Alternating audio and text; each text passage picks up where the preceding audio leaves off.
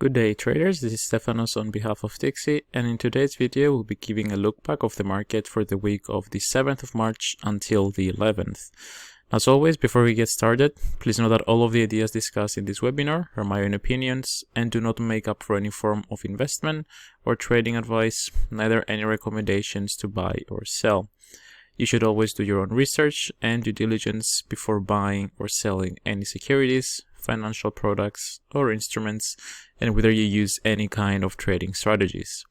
Any information that relates to past performance is not indicative of future results. Now, we'll be kicking things off in today's webinar by focusing on two names with regards to stocks. The first stock we'll be talking about is going to be Spotify. Now, Spotify had somewhat of an interesting week, not in the good sense, because essentially it had two outages, which is something that is not, it shouldn't be very common for a company or an application with this kind of user base. Now, due to the two outages, Spotify dropped by 7.56% on the week, and you can pretty much see that it's still trading at the very lows.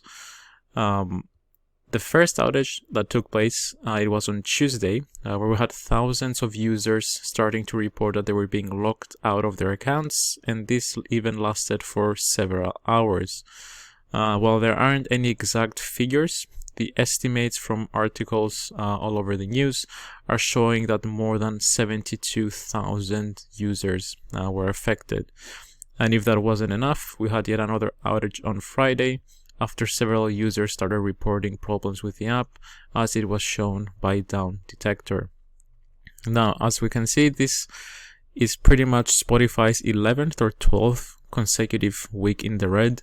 But even if we look just at the last two consecutive weeks, we can see that prices dropped by more than 17% just in the span of 2 weeks.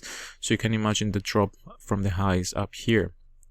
If we look at here, it was basically the start of the year where the prices were trading still at around about $250, and right now they're trading all the way down to $124. So it's definitely going to be interesting to see next week whether Spotify will be able to bounce back and recover some of those losses, seeing as how they have managed to resolve the issue. But of course, it cannot be certain whether it's been permanently fixed or whether we'll see yet another outage next week.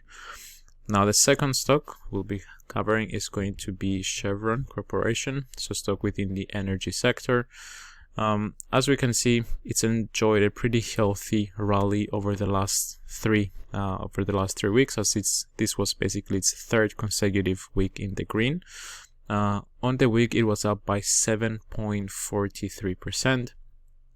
And given the reluctance of the major OPEC players to increase supply, as well as with the US not yet tapping into its emergency oil reserves, and of course all of the sanctions against Russia, one can understand why energy corporations, and specifically Chevron, is rallying. Now, this was, as we said, Chevron's third consecutive week in the green, and it's now rose by more than 27.5% over the span of these 3 weeks. Down here, it was still trading around the $140 mark, and now it's trading all the way up to $170.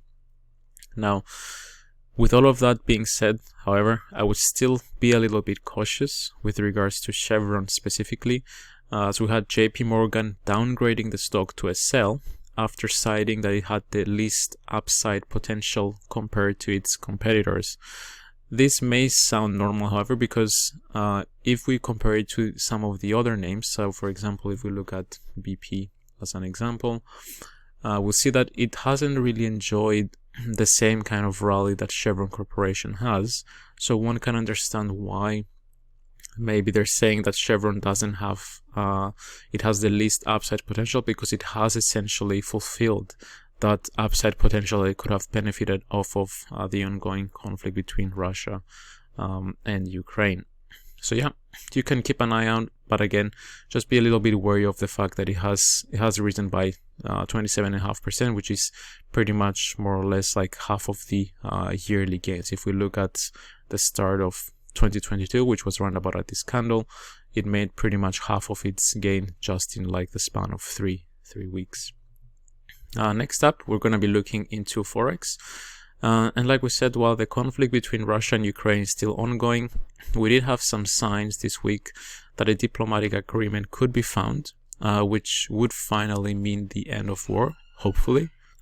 Now, Ukraine's President Zelensky mentioned that he's no longer seeking a membership in NATO, which, if you remember, was pretty much the reason for Russia's intervention within Ukraine. And meanwhile, Russia also stated that they do not want to remove the current government in Ukraine. Now, of course, this is far from any reassurance that an agreement will be reached. However, these were some encouraging signs, at least, that both countries are showing that they're willing to compromise. Now, for currencies, this meant that traders were less risk averse in comparison to last week. If we look at the EURCHF as an example, we'll be able to see that the EURCHF rose by almost 183 pips, or 1.83%. The exchange rate is more or less equal at this stage, with €1 being equivalent to 1 CHF. And meanwhile, if we look at the pound CHF, we'll see a similar story, although it didn't rise, it didn't close the week as high as the Euro CHF. We can see that throughout the week it reached this high up here. It closed the week by rising 0.48%, or 57 pips. And meanwhile, with oil prices still trading near 8-year highs, the Canadian dollar seems to have benefited over it. We had the CADCHF. We're going to be looking at that one first. Now, the Canadian dollar Swiss franc was up by 1.85%, or 133 pips, while the CAD yen, again seeing the narrative of traders being less risk averse.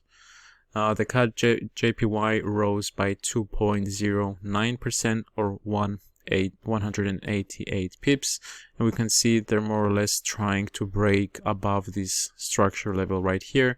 And if they do that, the next area is round about here, and after that I'd be looking at the highs all the way up to here as well. So yeah, this is with regards to Forex. And lastly, we're going to be looking at oil and gold. So I'm going to pull up the chart of oil first. Now, we'll be able to see that even though prices were down by almost 5%, at one point during the week they had risen by as much as 18.5%, reaching a high of $129. Now, if you remember, we also had reports at the very beginning of the week with the US saying that they will be banning the import of Russian oil, which was then followed suit by the UK saying that they will be halting all oil imports from Russia by the end of the year 2022, which is something that would have obviously pressured prices, and one of the potential reasons as to why we had that strong rise. So yeah, we can see over the last couple of weeks it's just enjoyed a pretty meteoric rise. So this could finally be seen as a healthy correction back into the average normal price ranges that you'd expect oil to be trading in. And lastly, we'll be looking at gold as well. Now, gold ended the week up by 0.59%, or $12.31.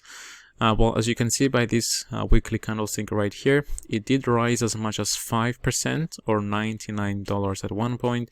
It then retraced lower towards the end of the week, with its main highlight being that it had originally crossed above the $2,000 mark, which is something it hasn't done for the past 2 years.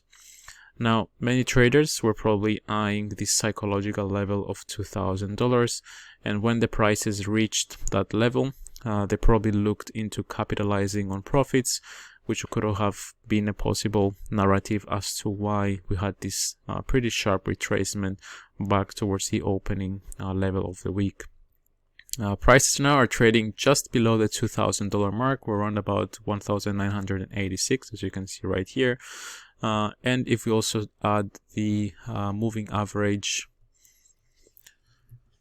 I'll add the 21 period exponential. you'll basically be able to see that it's trading firmly above the 21 EMA. And if you also want to add the RSI, we'll be able to see that it's now sitting at the higher end of the range at pretty much the 70 mark. So depending on your parameters, this could be seen as the overbought level on your end as well. So yeah, there you have it. This as far as the look back and review for this week. I hope you enjoyed the video and you found it useful, and I'll catch you all in the next one. Until then, trade safe.